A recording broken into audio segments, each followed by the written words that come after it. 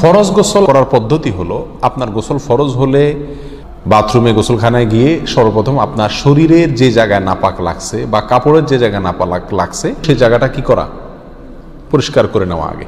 যদি আপনার জায়গাটা চিহ্নিত থাকে যে এই জায়গাটা নাপাক লাগছে, ওই জায়গাটা ধুয়ে ফেলান। এরপরে নামাজের জন্য যেভাবে আমি অজু করছি সেভাবে অজু করা।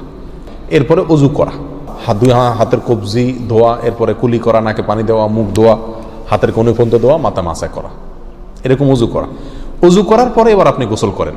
সেটা শাওয়ার দিয়ে আপনি মাথার উপরে পানি ঢেলে হোক আর আপনার মগ দিয়া হোক, যেভাবে হোক আপনি গোসল করেন। গোসল করা শেষ হয়ে গেলে, গোসল করে যখন বের হয়ে যাবেন, তখন যাওয়ার আগ দিয়া ওই যে পাও ধোয়া বাকি আছে হুজুর, যাওয়ার আগ দিয়া পায়ের ওখানে পানি ঢেলে টাকনো পর্যন্ত পাও ধুয়ে ফেললেন, বাস গোসল হয়ে গেল।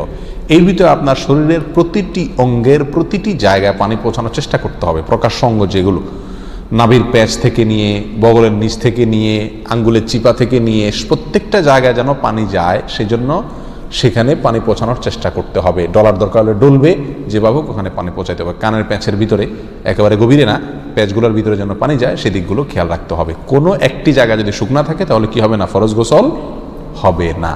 অতএব পরিপূর্ণ শরীর যাতে ধোয়া হয় সেদিকটা খেয়াল রাখতে হবে।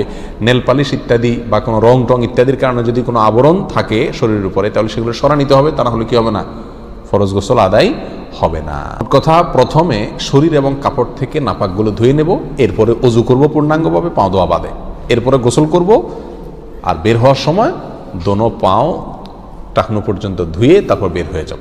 এই গোসলের সাথে আমার অজু হয়ে গেল। এই গোসলের পরে আর কি করার দরকার নাই, অজু করার দরকার নাই। অনেকে গোসলের পরে অজু করেন, এটা কোনো প্রয়োজন নাই। তবে কেউ যদি গোসল করা অবস্থায় তার পেশাব চলে আসে, অনেকে আছে পানির স্পর্শ লাগলে পেশাব বেশি আসে, তো গোসল করা অবস্থায় যদি তিনি পেশাব করে দেন বা অজু ভঙ্গের কোনো কারণ তার ভিতরে আসে, তার বায়ু ছাড়লেন, তাহলে তো সেক্ষেত্রে অজু যেটা শুরুতে করছিল ওইটুকু তো আর নাই।